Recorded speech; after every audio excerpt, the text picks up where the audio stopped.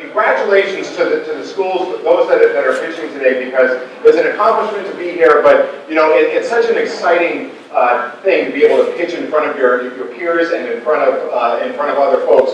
I get the opportunity to do the pitch competition at Champlain College, which is where I work. Bob Block's over here in the audience. And it's so exciting to me because I just love that entrepreneurial spirit of the students. You're busy enough as it is going through school, and then what do? You throw something like this and say, hey, I'm going to bring my own business to school when I go there, and I'm going to try and launch this. So thank you for you guys for being here and being with us, what Launch BT is all about. With that said, it is my pleasure to go ahead and introduce a good friend of mine. He's my gym rat buddy over here, and we're going to bring him right up here. Please give it up for Dr. Richard, my friend. Good to see you. I'm so here as the Vice President for Research, and one of the things that I'm trying to get everyone to understand is it's not just about research. It's about research and scholarship and creative arts, but then whatever you do, you have to do something with it. You have to get it out of the academy, off the shelf, and into people's lives and make a difference. And that's what you guys are doing and trying to do, and that's what we're so excited to host this collegiate event here for the first time at UVM. And we're spending a lot of time trying to do this kind of work in all kinds of fields, whether it be students or faculty or whatever. So welcome to the University of Vermont. Welcome to the pitch here. We have six colleges come here. Welcome to all of the teams.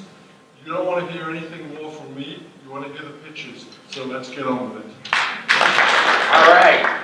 I love the idea of this, Launch BT, because it provides an early stage acceleration program and resources for businesses to prep, launch, and soar right here in Vermont. And we love nothing more than to see businesses that get started up and stay here in Vermont. And here's the executive director for you, John Antonucci.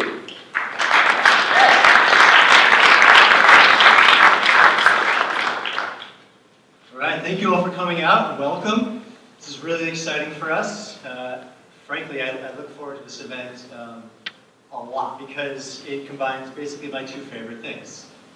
Entrepreneurship, which I'm supposed to be doing, and students. And really, the thing about students that I love is you guys don't have to actually worry about whether or not it's going to work. You've got this amazing ability to be reckless and try things and fail. And you have an amazing team at your university and in your community to pick you up and push you forward and then help you succeed. And so I just want to open by encouraging all of you here, whether or not you're competing here or if you're coming out to watch, to take advantage of that. It's a resource that does not get taken advantage of as much as it should. And I'm very happy at Launch BT to be able to support that. So Launch BT Collegiate is in its third year. So we have got some steam here going. And it's really great that we're able to capture all the great work that's being done at the universities and colleges throughout Vermont. We could not do this if it wasn't for the people at the schools who are supporting the entrepreneurs who are starting the businesses there, and if it wasn't for the students who are coming into these schools and starting businesses and pushing forward to do real work even before they graduate. I did just want to say a few thank yous on top of the sponsors before we get started. It was incredible to put this event on. UVM was incredibly gracious in helping us secure the space and in setting it all up. And so just a huge shout out to Richard, Dan Harvey, who's also in the Office for Vice President of Research, Linda Kruger, and everyone at UVM who really made this possible. Of course, Eric Munson for his leadership as well. I also want to thank the sponsors in a little bit of a unique way. First of all, North Country Federal Credit Union. Not every sponsor is into supporting students because of the things I just mentioned. And so it's really cool when you find a sponsor whose mission aligns so much with yours that they're willing to take and invest in the young talent that we have here locally. And part of that is to keep them here, so create opportunities for you guys not only to start businesses here, but grow here as well. Also, the Small Business Development Center. a huge unsung hero of this entrepreneurial ecosystem. They meet with hundreds of entrepreneurs, and they are oftentimes the first entry point for an entrepreneur, and they do an enormous amount of work. And they are one of the most active organizations in the student space in Vermont, and so a huge thank you to them for all the work that they do. I also want to give a shout out to one of the co-founders of Launch PT, who is here with us tonight, Emily Piper. Now, McCann. Huge thank you to you.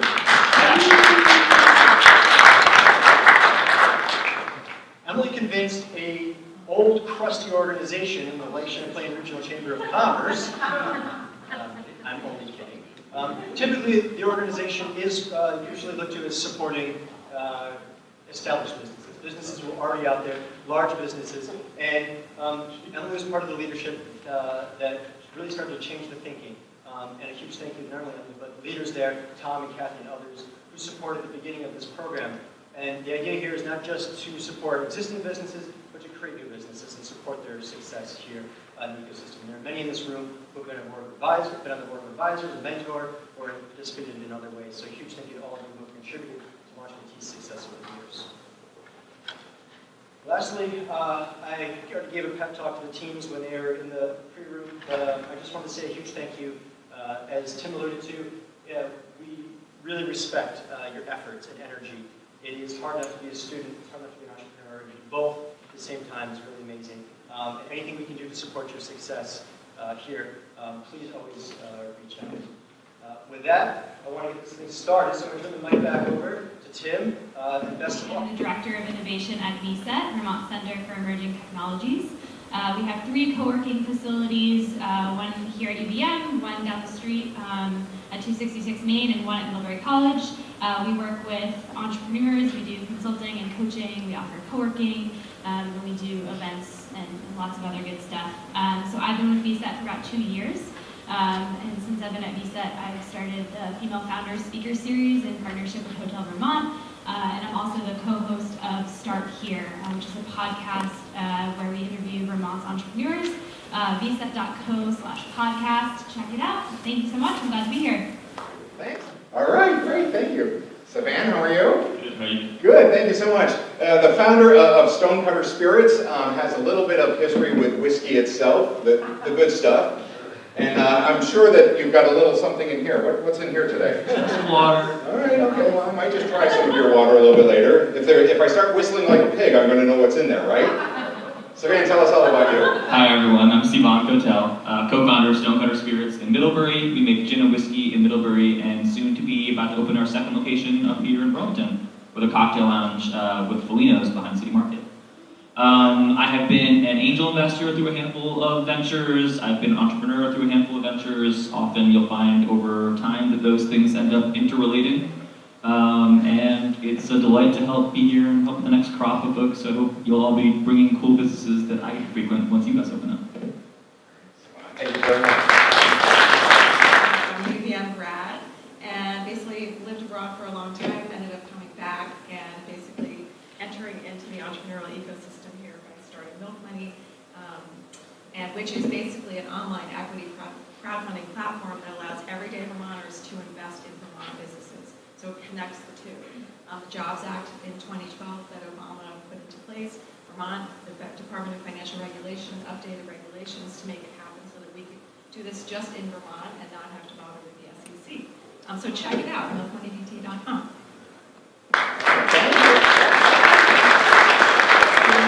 And last but not least, Scott Gale, who's the co-founder of Fluency, has some history with dealer.com and also is an angel investor. Scott. Hi, I'm Scott Gale. 20 years ago, I walked into a small room at down in the Maltex building and told 8 guys that I really wanted to work for them. That was EarthCarsWeb.com Web Systems, which became Dealer.com. We went through 2 buyouts, $1 billion, then $4 billion, and I got the great opportunity to run a lot of divisions there. And my real passion, why I'm here today, is to take some of that success that has been granted to me and try to share that with some of these new entrepreneurs very excited to see the pitches. So thank you and I appreciate that. I also do mentoring for Launch PT, and I'm on the board of the North Country Angels, which does angel investing, and that's one of the ways I like to help to facilitate that. So, very excited. All right, thank you very much for taking the time out to be here, but I know that you appreciate the entrepreneurial spirit just as much as the students who are going to be participating. So, let's get things started. Here's how it's going to work. We have 6 teams that are competing. Each team will have 7 minutes for their pitch. There will be a clock that will be coming up for you. Is there a warning bell that's going to be coming out? You're the warning? What do you have for warnings? All right, so look at this. We have a 2-minute warning for students, and then we have the 30-second. What happens when we're at the end of the 30 seconds? Time. Is that what you say? You're very, what is your name? Lucy? Lucy, good job. All right. And say time once again for us. Time. Whoa. All right, good. All right. After Lucy yells at you, there will be a 3-minute question and answer period. So our judges will be not only scoring and everything, they'll be asking some questions. And are we taking questions from the audience at that time too? No, not at all. We are going to be taking the questions from the judging panel, so we'll have 3 minutes of that. After all the teams have pitched, we're going to take a 30-minute recess so the judges can do the very hard work of figuring out who the finalists are in our first, second, and third places. We'll meet back in here for the awards presentation, and after the award presentation, everyone is invited to a reception in the Fireplace Lounge, which is down at the end of the hallway here, where there'll be some nice food and drinks served for you. Just jump in if you want to talk a little bit. Let's just jump in. You want to jump in? So I'm going to get you a microphone, Anna. Your slides are up here, and we're going to go ahead and start the presentation for you. Oh, look at you, making friends. I see how this works. All right. There you go, and there's your clicker, and good luck to you.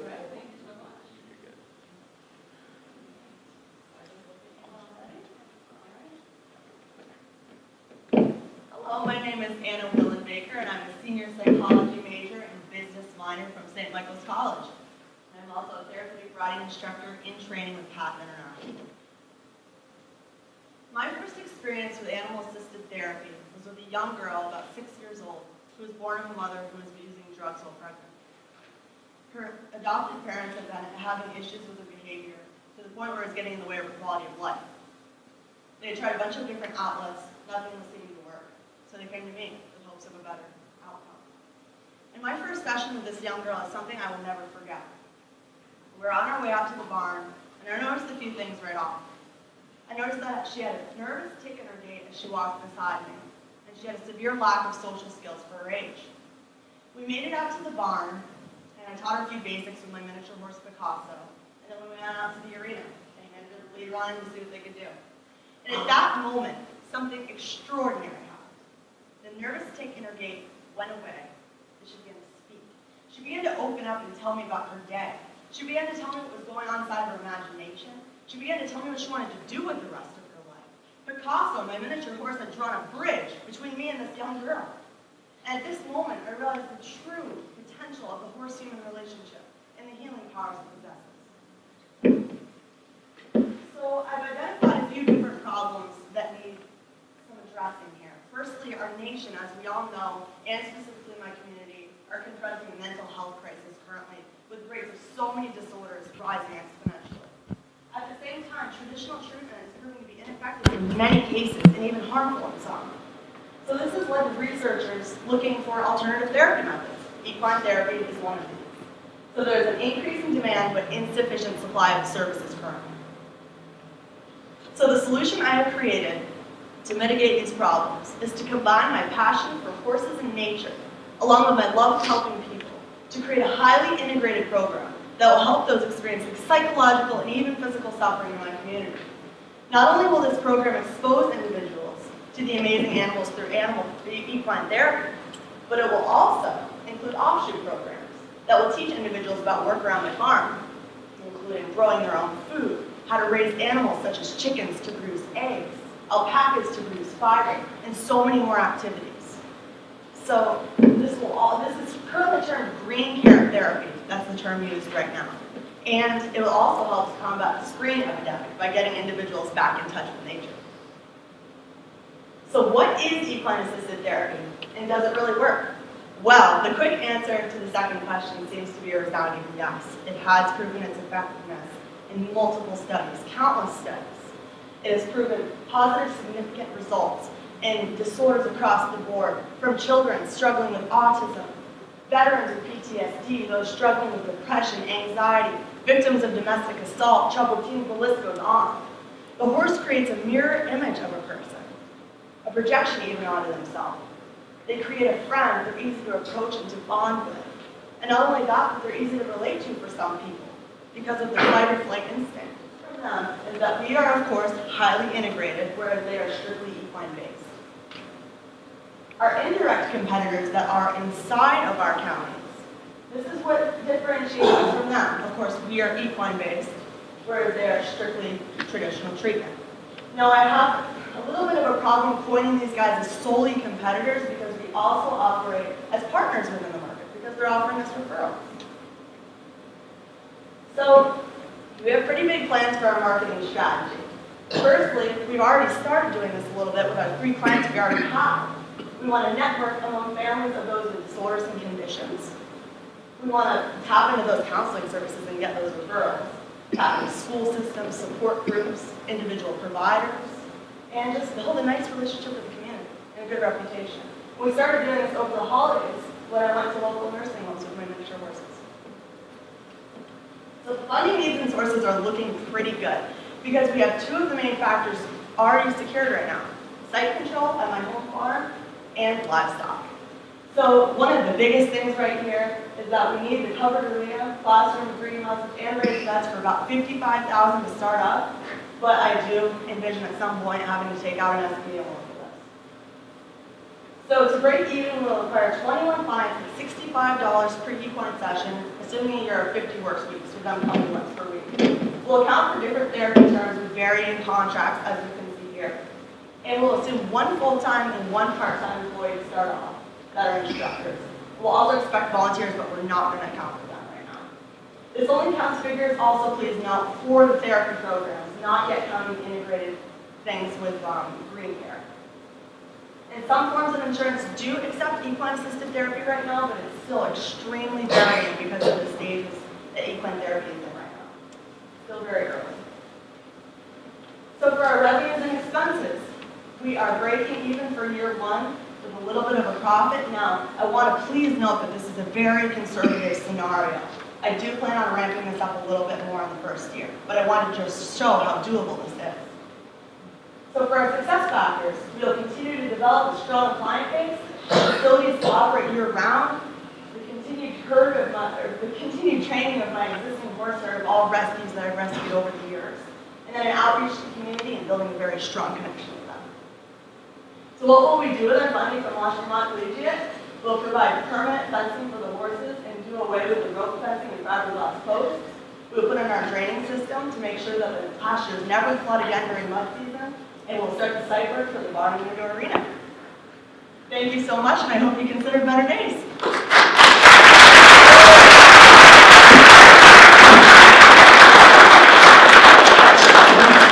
You're so calm and cool. Fantastic. Good job. Good job. All right, we have 3 minutes for Savon's going to go right now. Something like this, do you need any special licenses, certifications, anything along those lines? Yes. So right now I'm completing the 2-year program through Path International to be a licensed therapeutic riding instructor. Yes. So we do, right now I have farm insurance, but I will need to get like an EquiSure insurance policy to make sure that I have full coverage of the whole therapy program. Have you tested the demand for these services and who might want to use them, people that maybe don't know much about equine therapy? Before you answer, can everyone hear the questions? No? So just grab the microphone, talk right into the microphones if you can. If we still can't, if you can help repeat or I'll help repeat the question. So we were asking what the demand was for these types of services. So right now there are actually wait lists going on in our counseling services in the county. And they're kind of waiting for people to start offering it in order to offer it to them. There's quite a demand. So if I was looking at this, I think I would want to know from you, is this a single presence that you're going to have in one place? Or what are you trying to do with it? And as far then- as the program. Yeah, and then I would be looking at your financial projections to see, all right, are you going to, is that going to be enough to sustain the staff as it goes through the subsequent years, right? I Right. mean, can you give me a window into that? Are you trying to make, start here, test it, and see how it goes, or is it? For myself, I plan on keeping it at my home farm. Okay. I really do, yeah. And just have a whole integrated program with all my animals there and operate from there. And do you think with the staffing, when you look at that, there's enough of a break even as you go out those years? I mean, what does it look like? It looks, well, the thing is with this model that I did come up with, it's Yeah. very conservative.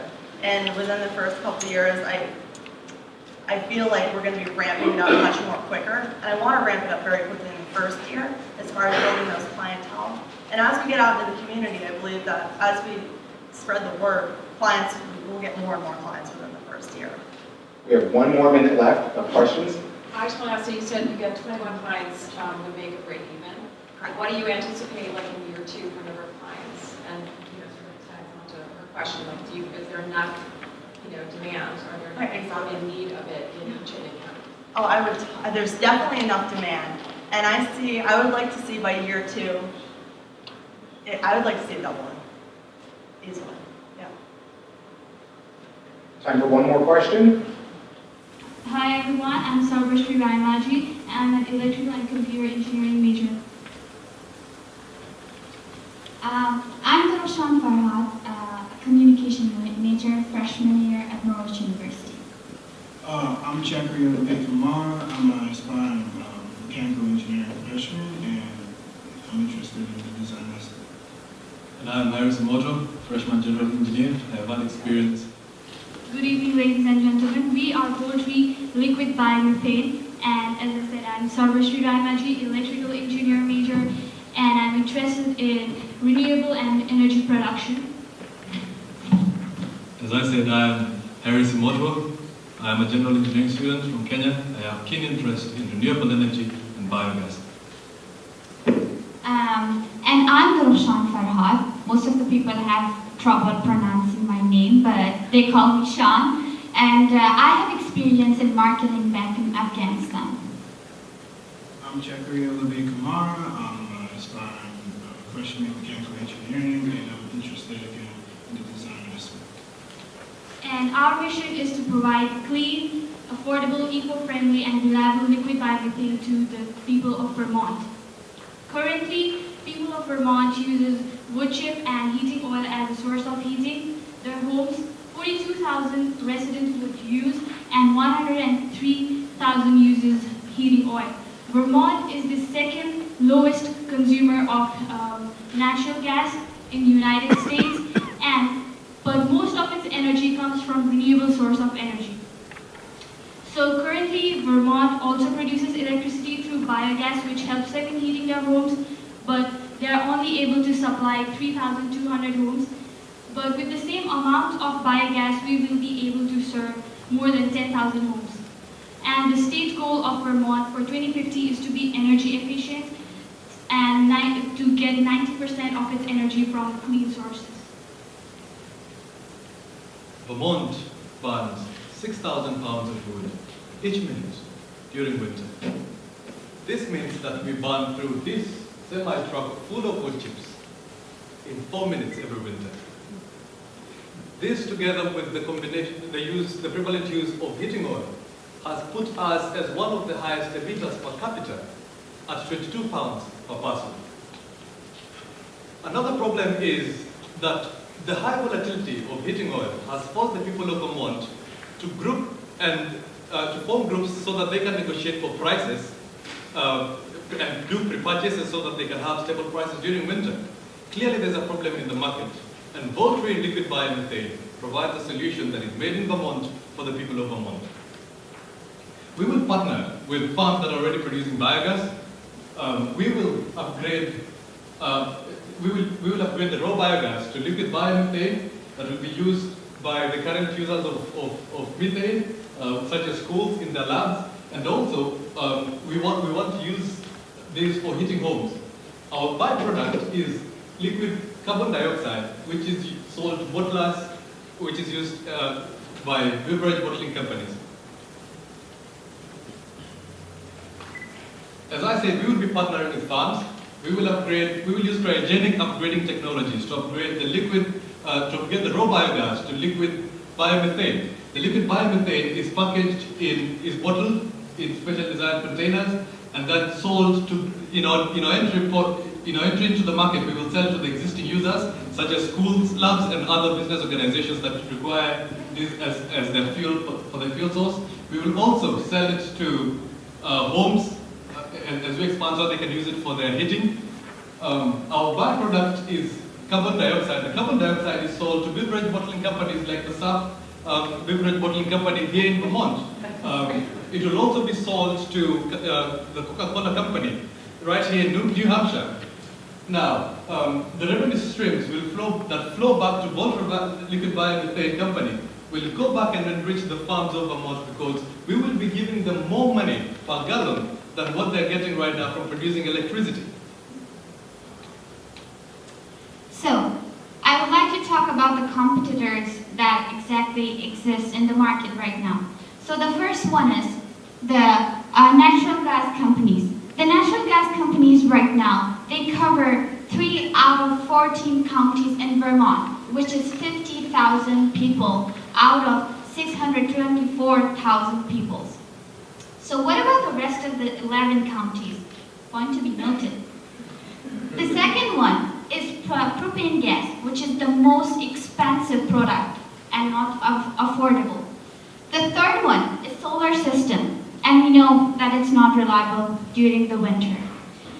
Moreover, the heating oil and the wood burning is something that it contains the deforestation and contributes to global warming, and the heating oil is like, it has a high volatility which cannot be a good alternative for source of energy.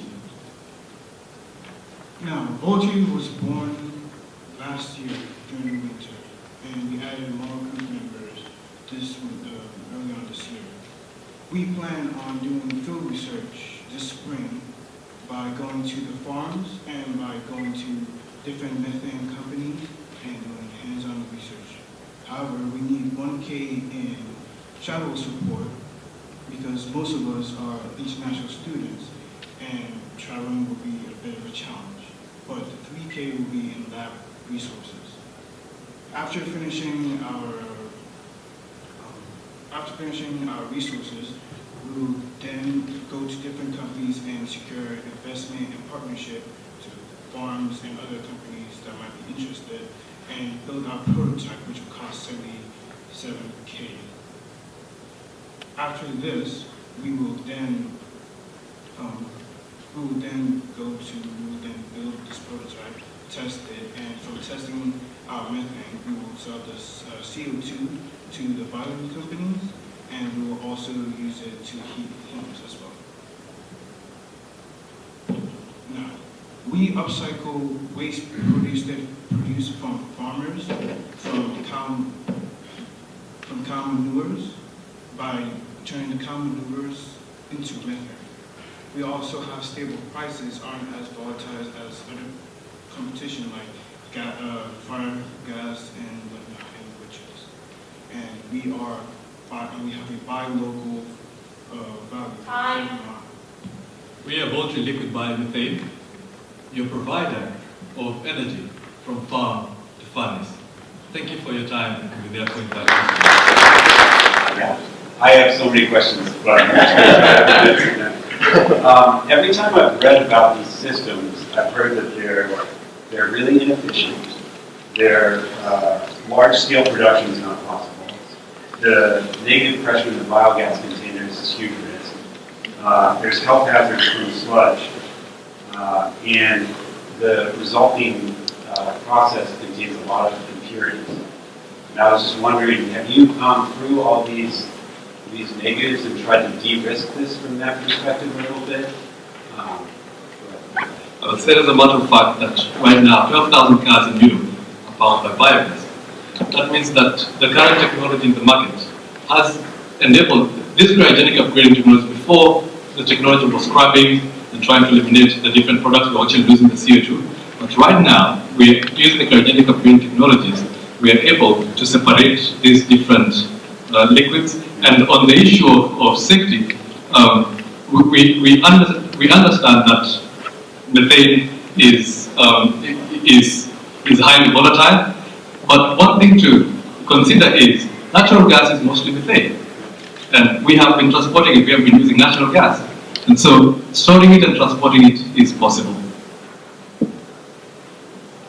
So are there other people in the market who are doing this outside of one? So what is being done currently in the market? Biogas is used to power vehicles, biogas is used to produce electricity. But no, so far in the market, no one has bottled it and used it for heating energy. No one has bottled it, biogas and used it for in school labs.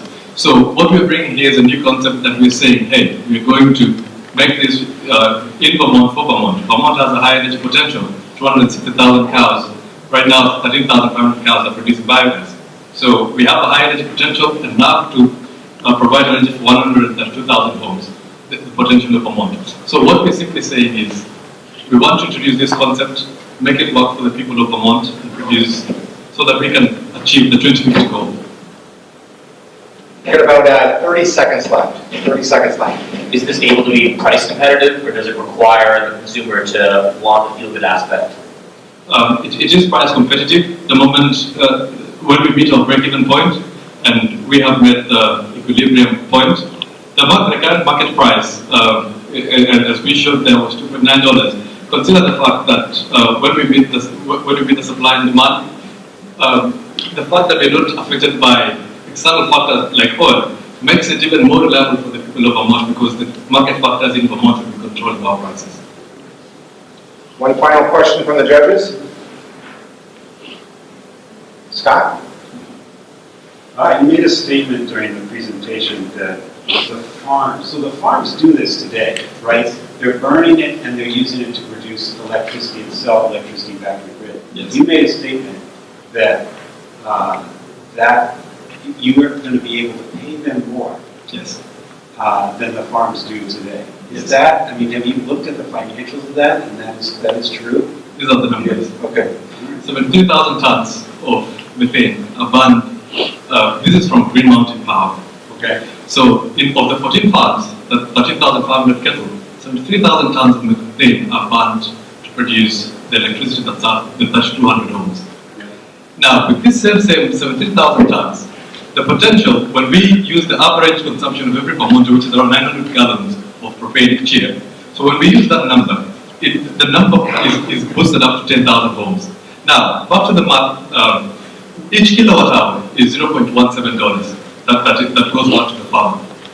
The $0.17 that goes back to the farmer, each kilowatt hour is we burn around 25 gallons of methane to produce each kilowatt hour. 25 gallons is $0.17. With us here, 25 gallons at $2.9 per gallon, you can see clearly the difference. The farmer is earning more per gallon than what they're earning right now. No. So do you have to have like a different kind of heating system in your home? No. It was the same that you have. So the only people who will change the heating system are the people who use heating oil. But the current users of propane and the current users of natural gas don't have to change the heating system. Show that in presentation. Yes, ma'am. What was it like getting there?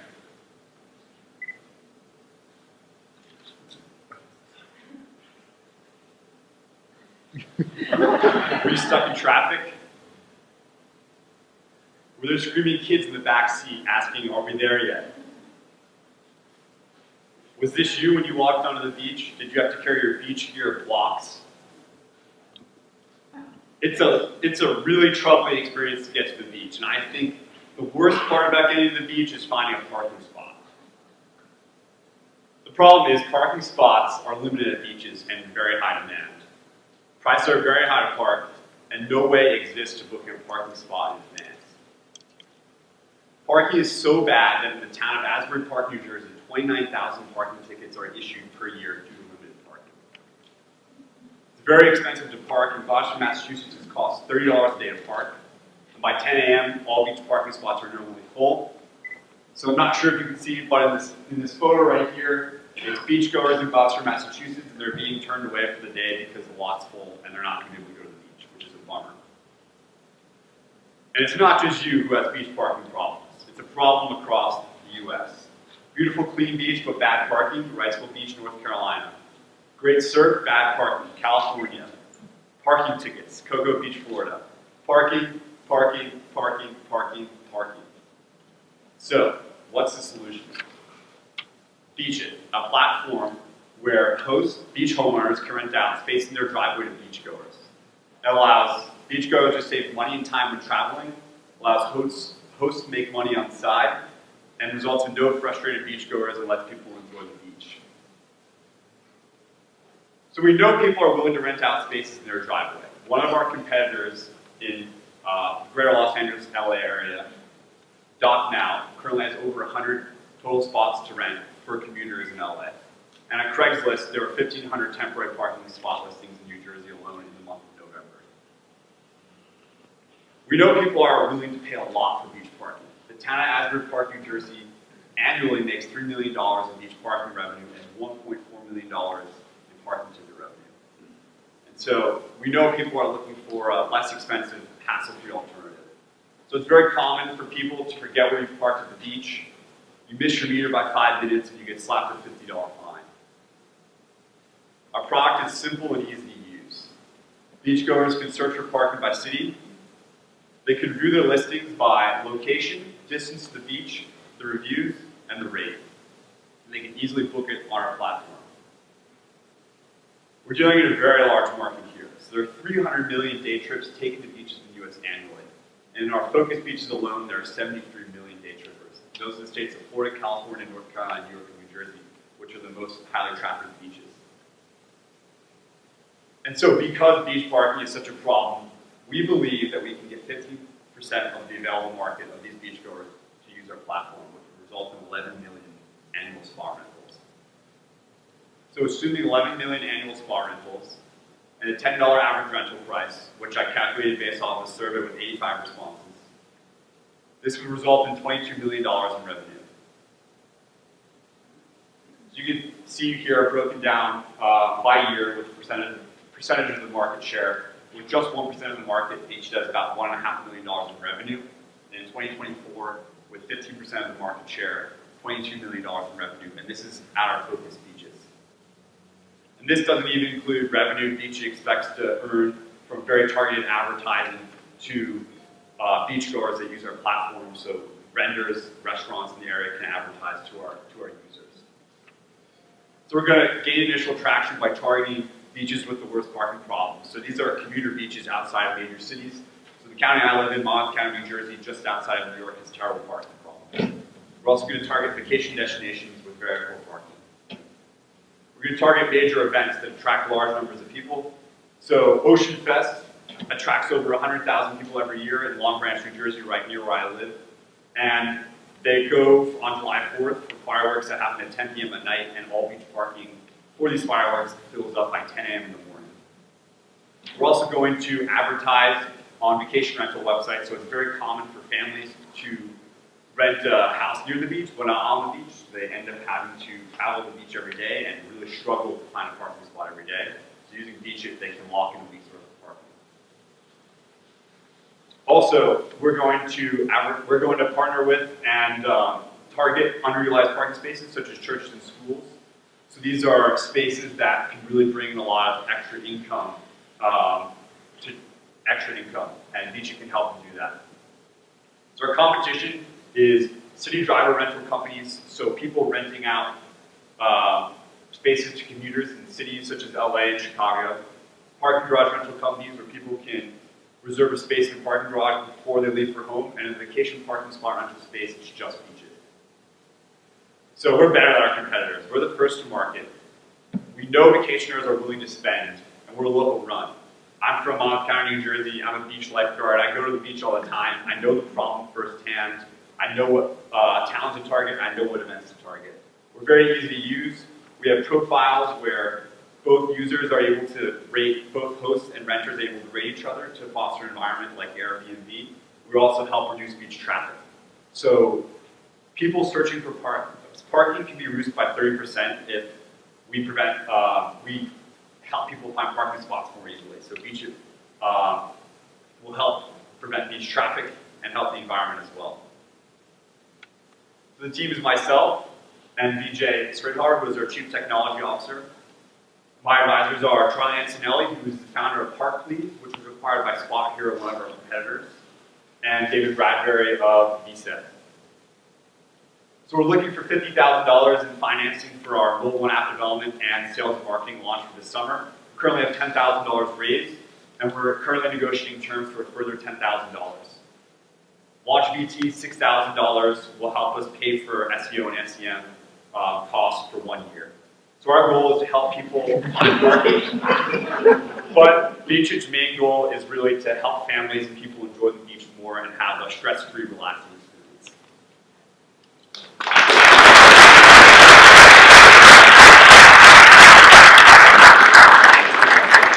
Way to beach it.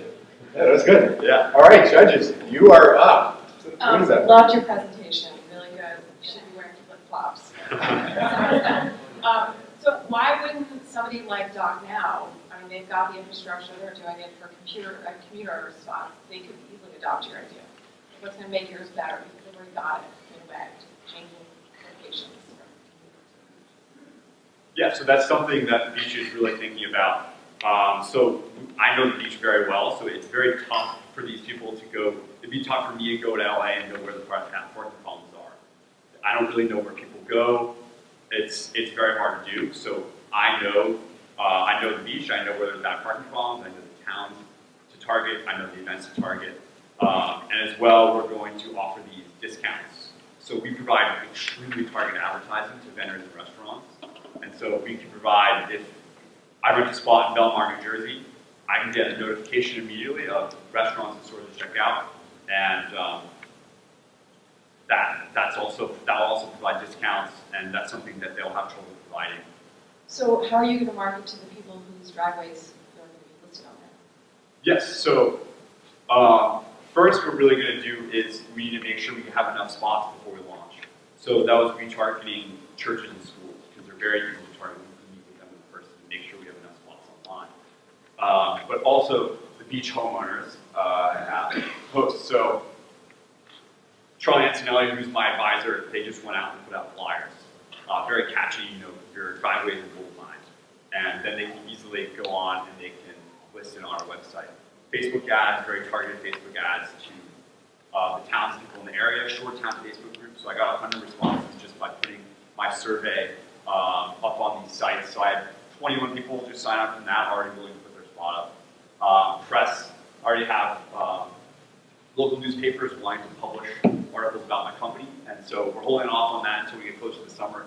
And then also advertising in restaurants and Belmar Beach. We have 1 minute left. Is there an application for this in Vermont? Yes, so I don't know about you, but on my way here, I'm used to Middlebury where there's not much there. I definitely had some problems parking in Burlington. I know space is limited. And I was speaking with the counters of Amazon Burlington as well, and they have space that they're allotted, and they'd be happy to rent out if they're not using the spot and earn some extra money as well. I know the Vermont State Fair also has a lot of parking problems in Rutland. We sold it because it was, the saying, what is it? The best day for a boater is when you buy it and you sell it. We sold it, but it's a pain to have a boat because you have to store it. And there's a lot of boats in Vermont with Lake Champlain and RVs as well, and a lot of people, they can't store on their property. And so I see that as a very large market as well for Vermont. I think the police departments in the towns that are huge revenue from ticket sales are going to hack your system. I was thinking that as well. That's it. That's our time right now. Andrew, thank you very much. Great.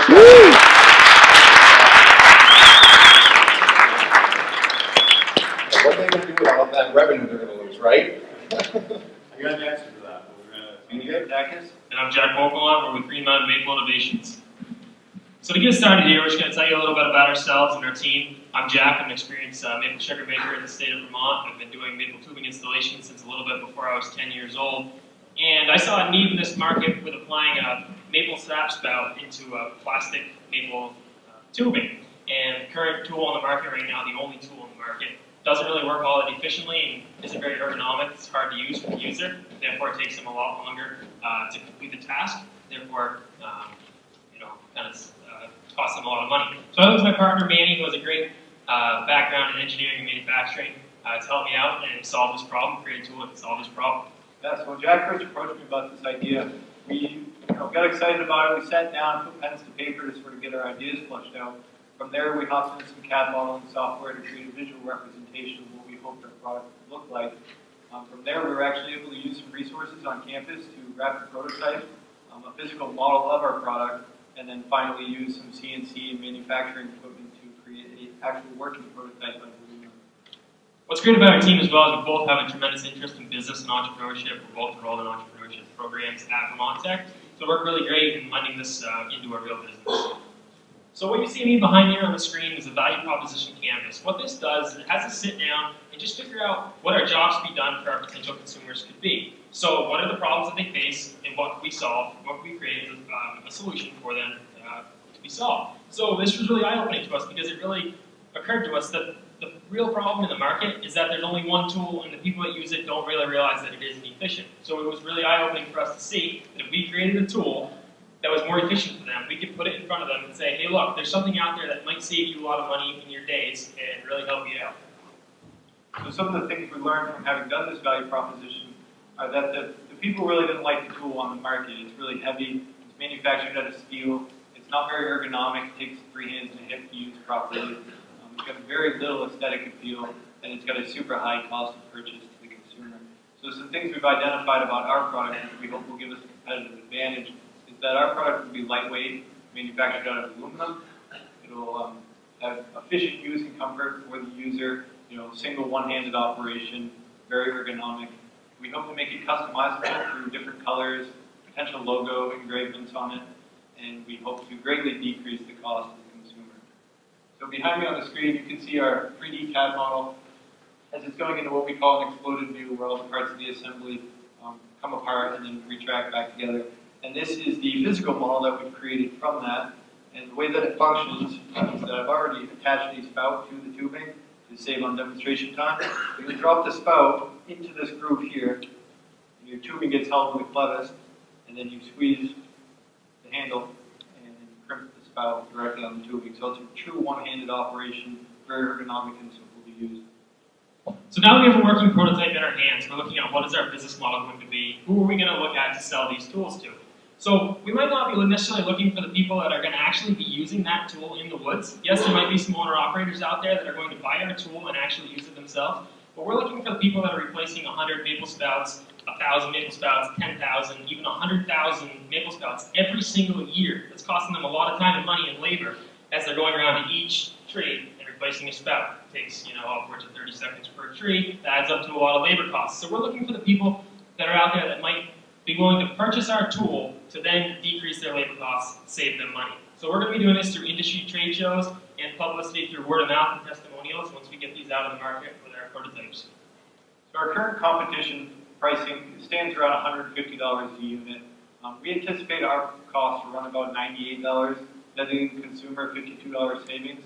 Our cost to produce is estimated at $25, and we're asking for $10,000 in capital startup funds for this project, $4,000 of which we would use to protect our intellectual property rights through means of the patent process, which we've embarked on in the last couple of weeks at school. The remaining $6,000 we hope to further our design and concept and then actually start our initial production run.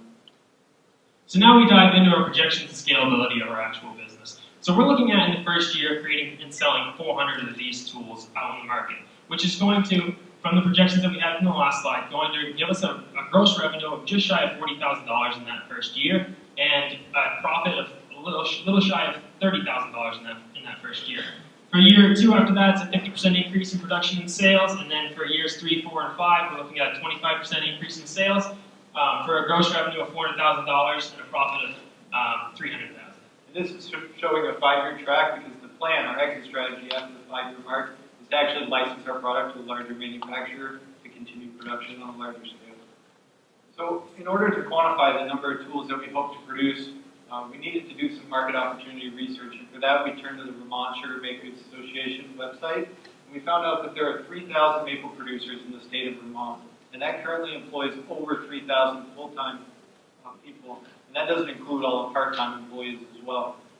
We were also able to establish that the sugar industry has grown 100% in the last 25 years. And we expect that projection to continue its upward trend due to popular innovations in the market, such as birch soda and maple sap drinks and things of that nature. So we expect that trend to continue. So last but certainly not least, our market validation. Now, I was a 2016 Vermont Maple Ambassador. With that came a lot of knowledge, and I met a lot of people in the maple sugaring industry through Vermont, New England, and the Maple Belt of the United States, and even into Canada. So I've met a lot of people in maple sugar manufacturing facilities and distribution centers, a lot of maple producers, and also leading educational institutions in maple production, such as Vermont Tech. I've spent a lot of time in their maple production facilities. They're more than willing to take our prototype, get it out in the market, and see how it works, and give us some feedback on this. So that's really what we're going to be looking at, is just to get this word out. We're making this tool and make the final decision. So here at Green Mountain Maple Innovations, we're dedicated to producing a tool that best fits the needs of the 21st century maple producer. Thank you. Do you have any questions? Do you have a BTC or whatever you already have access to, or do those require finding a manufacturing partner who can make this, or at what point do you need to move to a manufacturing partner? Sure. So I'll leave something. So we do expect to need to work with a manufacturing partner for this project. That's part of the $6,000 initially that we would need to meet with someone and establish a baseline for a number of tools to produce and see how they work on the market. From there, we had anticipated pulling from cash flow to be able to fund further production, unless we could find additional investment.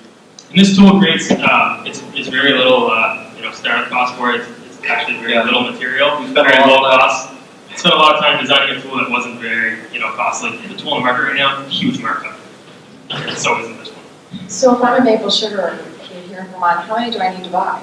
And do they last forever? Because then you're not going to have repeat business. Absolutely. So it all depends on how many you're going to need. So I kind of use the analogy, it's like a carpenter with hammers. He has 3 guys pounding nails, he's probably going to want 3 hammers.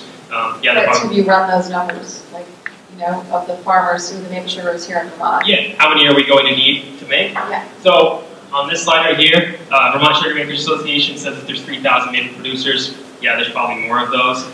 We're just using. So each maple producer would buy how many? That's what I'm saying. That's if they have 3 guys in the woods, they probably want 3 tools. Right, but do you know how many that they would do for the 3,000? I'm just asking you to go a step further. Like, how many would those 3,000 actually buy? We couldn't find a statistical average for the number of people in a particular operation.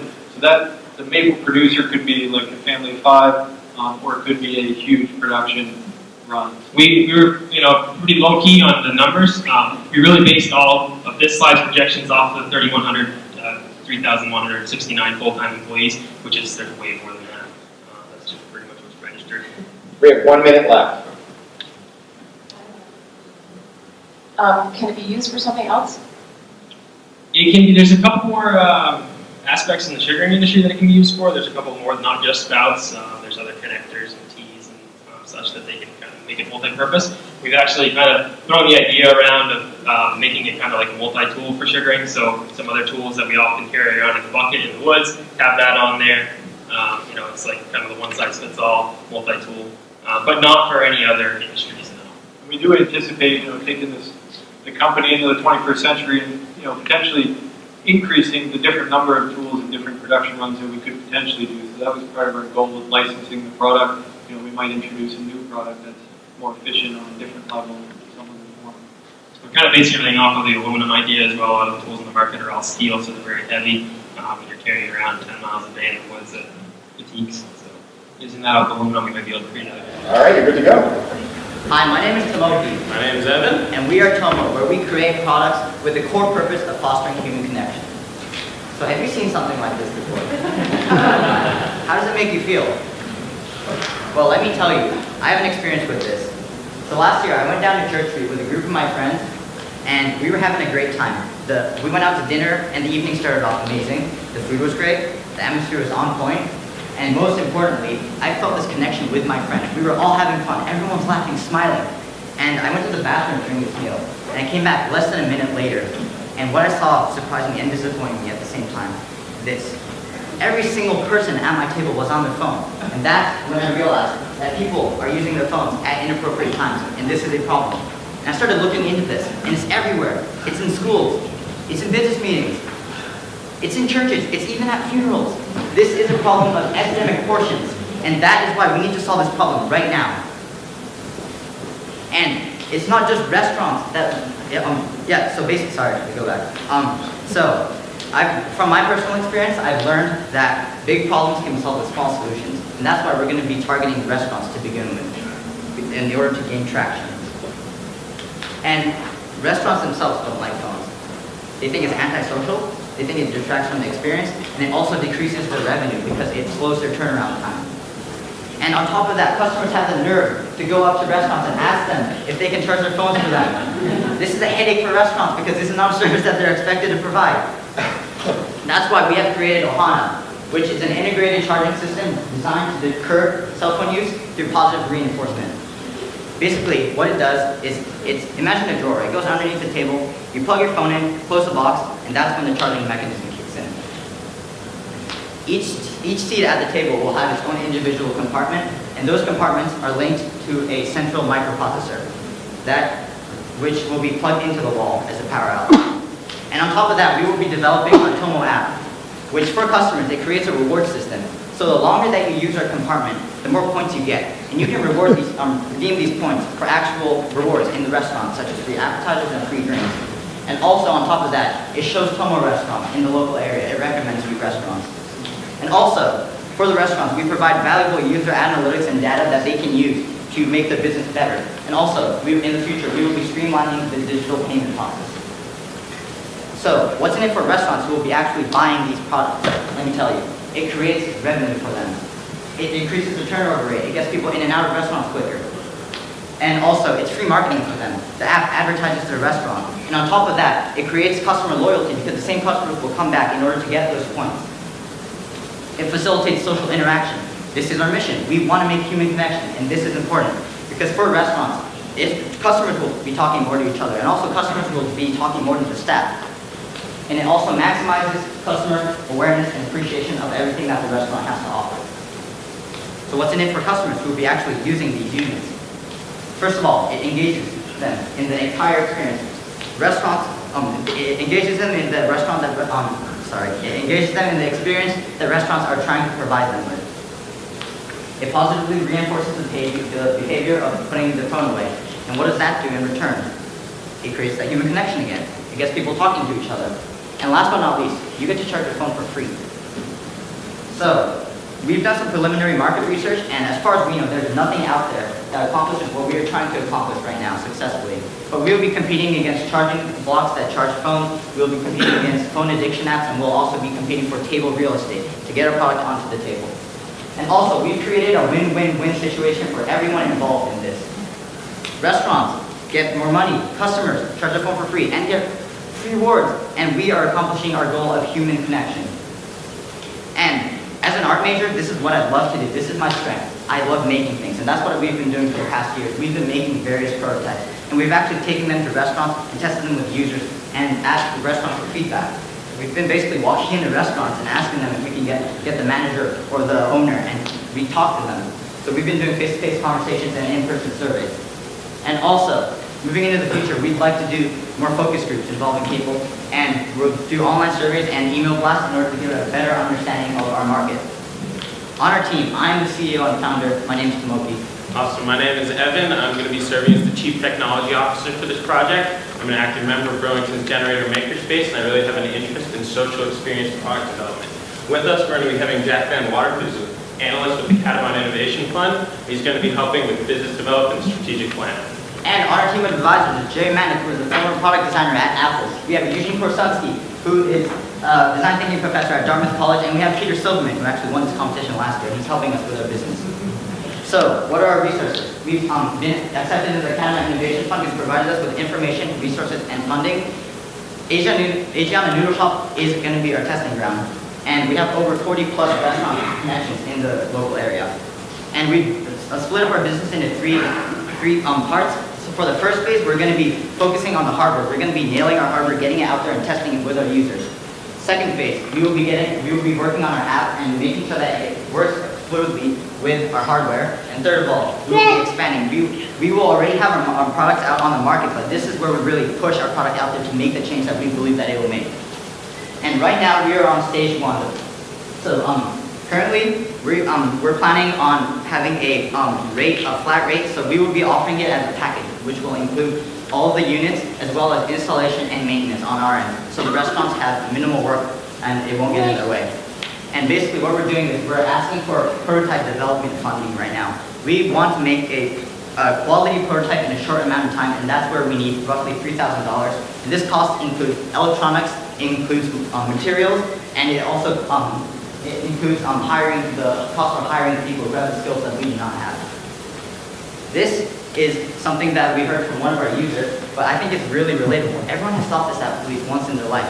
What we're doing right now is we are redefining 21st century social interaction. We believe in our product, we believe the change that we are going to make, and I hope that you as investors see that value as well. Thank you. First off, do you think that anyone has the self-control to do this? On their own, I don't think so. That's why we're creating this product. Yeah. I mean, do you think people will put it in that box? So as we've seen, people are actually trying to create this social contract already. There are games at tables where people will all put their cell phones in the middle and the first one touched has to pay the bill. We're seeing that people are trying to do this, but there's really no product that exists today to help facilitate that. Do you guys have any sense at this point of what the scale of cost would be to the restaurant? What you need to charge them in order to cover your own costs and make some money on actually installing this for whatever, 20-seat restaurant, 50-seat restaurant? So right now we're still in that preliminary phase. We're trying to figure out actually getting the product built and how much it's going to be built for. And as well, exactly how much we're going to be spending to produce these. That's really going to determine our price point, whether we're selling this as a luxury good or something that's a little reduced and more widely accessible. We're still working on that part. We're still in the early stages, making sure that this is an idea that actually has some legs and that people will be willing to pay some money for. So you're going to have labor, people actually going in to install them, or would restaurant owners be able to install themselves? Then you have to have people in the States to start to take off. Well, that means we're growing. That's a good sign. I think you could hire like regional people. So our goal is to reduce the hassle on restaurant owners. We really want to make it not an inconvenience. Originally, we were considering something like a battery charging pack where waiters would have to swap it out. But something like that adds another routine for something they have to do. And as far as looking at adoption chain risks, that would be really one of the big blockers for us. We want to take that risk away and really be involved with the installation and maintenance. They're going to really not have to think about these once they make that initial purchase. 1 minute left. Have you thought about doing partnerships with any sort of large design firms that handle restaurants, mostly in large cities? That design restaurants? Chain restaurants? Not necessarily, but basically commercial design is a huge market, especially in cities. There's no like restaurants that do their own design work, so they build the tables and that kind of thing. So I'm just curious if you would talk to me You about want to put us in contact with someone? What if there's an emergency? Somebody needs to get a hold of you. That's a problem that you're not the first person to bring that up. And unfortunately, that will be a byproduct of our product. Like that would be something that's inevitable. But the same thing would happen if you have your phone in your backpack or in your phone or your bag on the ground. You're going to wear your swatch. You're going to wear your Apple Watch. You might have to go back to the old days where the maitre d' actually walked over and said, Yes. "Excuse me, sir, I got a call." Investments LLC, and we are teaching people the next generation of investing, cryptocurrency. Hi, my name is Michael Wolf. I'm a cybersecurity student at Champlain College. I'm in my second year, and I'm a huge nerd. I've been following this technology since 2014. So who are we? What brings we together? Here's our team. Besides all being huge nerds and really liking cryptocurrency, We have on our left Miles Black, who's a second-year student at the University of Amherst. He is our Chief Technical Analyst and our Content Marketer. And we have Zeke Tierko, who is joining us today, who is, he manages our daily operations. He's also a second-year cybersecurity with me, Maple student at Champlain College. And we have Brett Kruger, who is our, he manages our interface with our analysts. So he manages a team of 8 analysts to create content for us. And we have myself. So cryptocurrency, what is this thing? What comes to mind? Blockchain, smart contracts, how this will be the next big thing to take over finance, banking, healthcare, all these different things. So what even is it? Well, it's a $17.3 billion market. What does that even mean? Well, there's over 1,500 cryptocurrencies that are traded on a 24-hour exchange, and $7.3 billion are transferred daily for the month of January. And by comparison, the New York Stock Exchange, which people would consider to be a pretty large exchange, the average was $10.7 billion a day for the month of January. So this is a huge market. How are we going to get into this opportunity? How are we going to be able to utilize this opportunity to get into this hot new market? Well, we looked at no further than Mark Twain. During the gold rush, it's a good time to be in the pick and shovel business. And we're doing exactly that. We're taking our picks and shovels, our information, education, and the resources to succeed in this market. We're teaching people the skills they need to be able to be successful. And that's exactly what we do. We teach people. We provide research. We're creating a community of analysts and traders. We provide a platform for paper trading. And for those who aren't familiar with that, it's a way to engage with the market and track current prices without putting forward real money. And we keep people informed. News is everything to them. So here's our process. We start with the basics, the fundamentals. What do you really need to get going? And then we start with paper trading. So you don't want to throw money and see what sticks. You want to be able to see if what you're learning is actually working. And paper trading replicates the real world prices of that for the day. And then you're able to live trade. You're able to go in with the confidence, knowing that you've done it in the simulation, you should be able to do it on the real market. So here's our current pricing model. We're a subscription-based service, and we work with free and premium members. So our premium members, you get access to more stuff, you get the resources, the tools, you get the backing of our analysts, you're able to ask more questions, and that brings us into our pricing. Most of our members right now are about actually in the 1 month range, and we have several year members currently. And here's our user traction. So we started off in August, and we had 10 users, and we were making about $500 a month. And just in January, we had 8,800 total users, about 300 of which are actually paying members. And that brings us into our growth. So October, we started in August, so in October we were doing about $5,000 a month with about, we had about 300 members back then. And now in January, we're sitting on about 300 paying members, and we did 60,000 gross revenue. So 60,000 for our total sales for the month of January. And so what are people actually saying? Anybody can claim to teach something, but what are the actual results of it? Well, people are very satisfied with what we're teaching them, and they're learning these actual skills. This guy was able to put a down payment on his house from the resources that we're providing.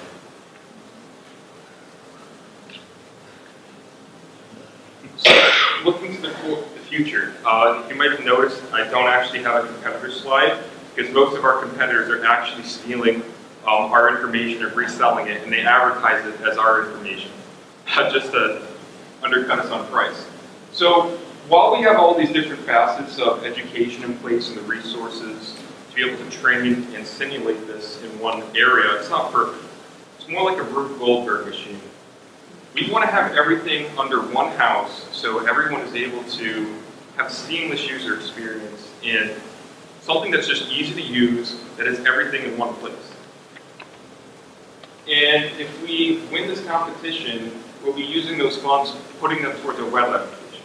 In addition to our collegiate funds and money we've made from our previous sales, and we currently have investor interest to also fill in for the difference. So to recap, we're in a hot new market. We have a service that is needed. We have results. We have revenue, and we have happy customers. We have a minimum viable product.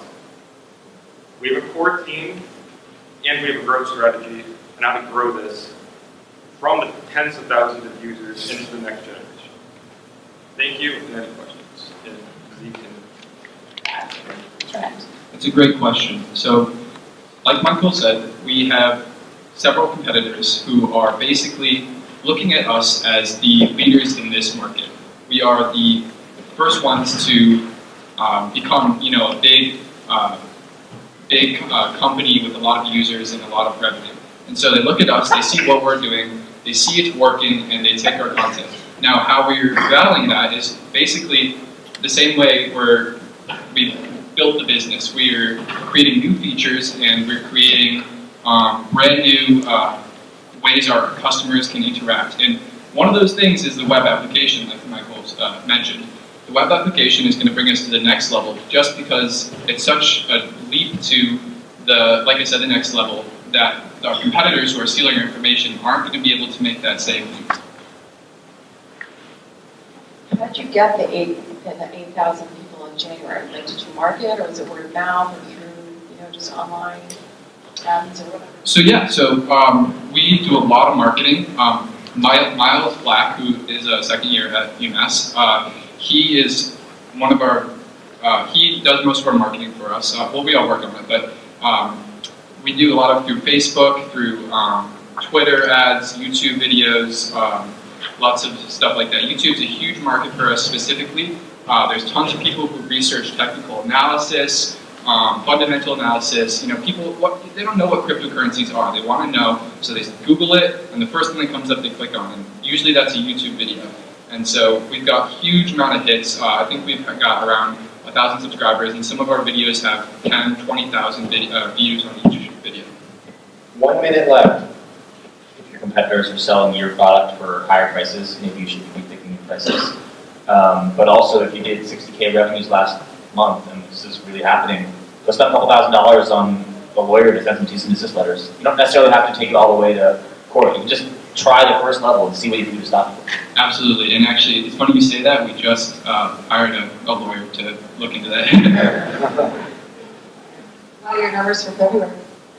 Currently, it's still early to tell, but we were also in a bear market, but looking the past couple weeks, we did how many thousand?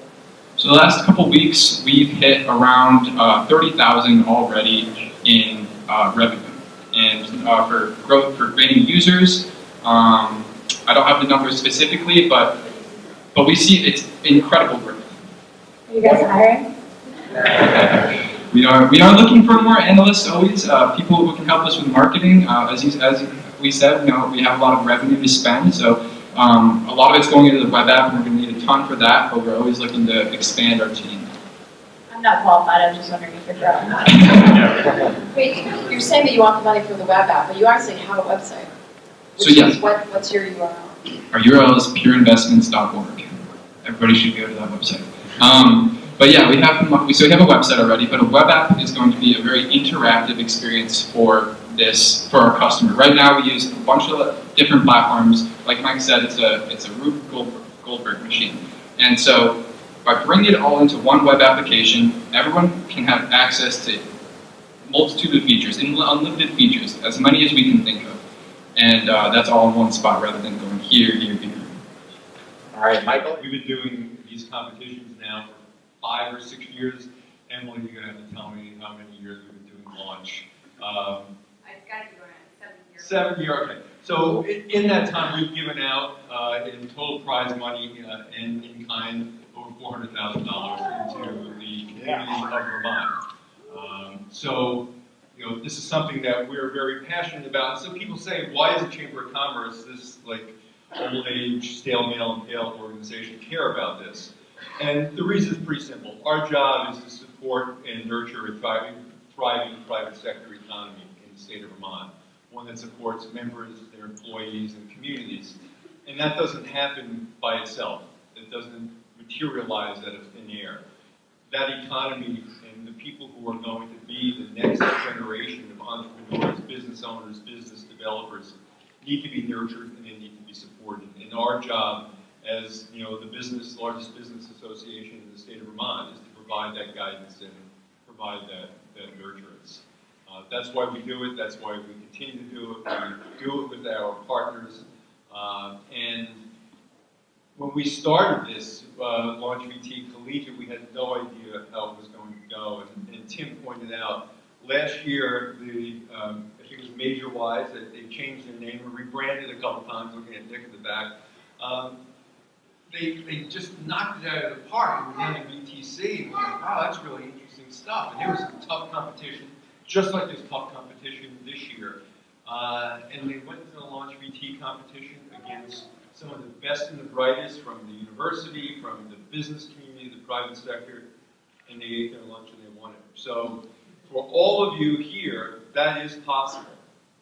And we'll do anything we can to support you. We want you to start businesses. We want you to stay in Vermont. But most importantly, we want you to grow and follow your passion, whether that keeps you in Vermont or sends you someplace else. So that's why we do it, and now I'm done. All right, Town 40, everybody. Thanks for that. So we're going to go ahead and announce third, second, and first place. When we announce you, just come on up here. Tom and John are going to present you with your check. We're going to have a little photo op, and then we'll get into second place and first place. Are we ready for the winners? Ready to go? All right. Third place winner of $1,000. The guys that actually don't need the money right now. Pure Investments, Champlain College.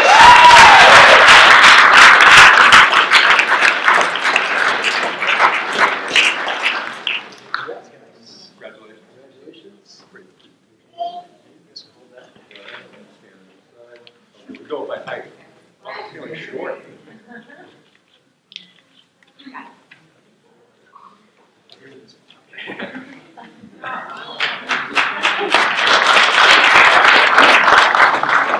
Good job, guys.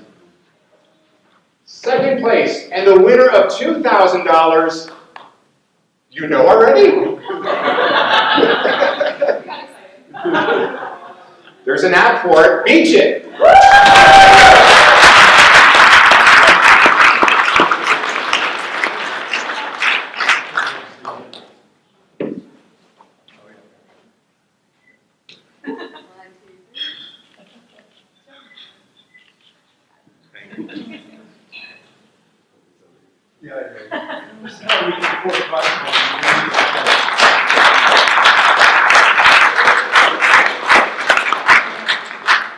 John has a couple of words after we announce the first place winner for you. And remember, we do have some refreshments down in the Fireplace Lounge.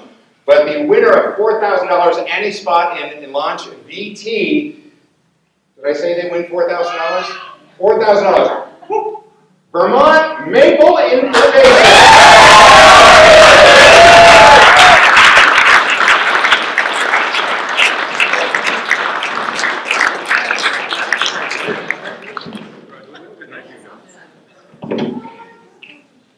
Wait, where's the prototype? Does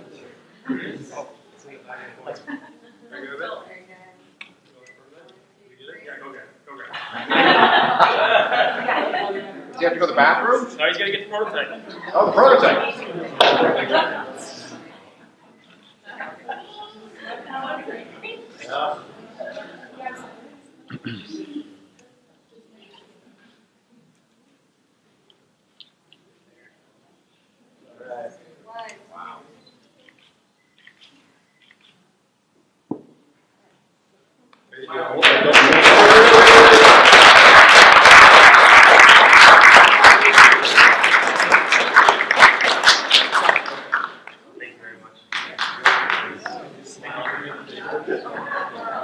Thank you. Thank you very much.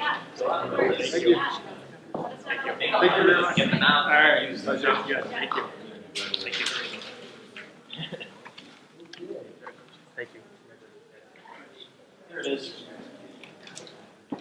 Okay, I thank you for sticking around. We do have a nice reception. Some of you already started on it. But please stick around and feel free to network. Introduce yourselves to the teams that presented tonight. Please share some contacts, ideas, resources you have with them. That's part of why we do this. I also wanted to remind those of you who won, you have to stick around.